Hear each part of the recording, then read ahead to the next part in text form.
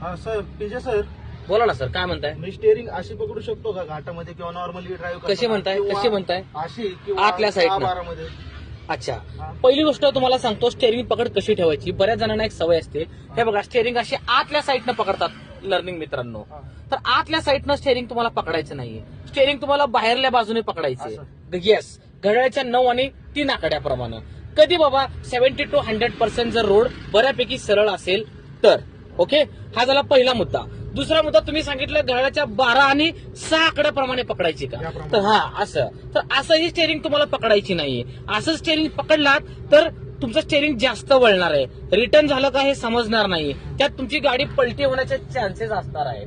म्हणून उत्तर एकाच ओळीत आहे लर्निंग मित्रांनो, स्टेअरिंग तुम्हाला घड्याळाच्या 9-3 आकड्याप्रमाणे पकडायचंय, तेही हात असे बाहेरल्या बाजून असं मुठीमध्ये. Okay, yes. काही एक्सपर्ट असतात, ते एक्सपर्ट असतात, एका हाताने चालवतात, हात इथे इकडे कुठे पकडतात. ओके, ते एक्सपर्ट आहेत, त्यांना जमतं, तुम्हाला जमत नाही. त्यामुळं ऍट द एंड पुन्हा सांगतो, 70-100% रोड सरळ असेल तर स्टेअरिंग पकड 9-3 मध्ये पकडा.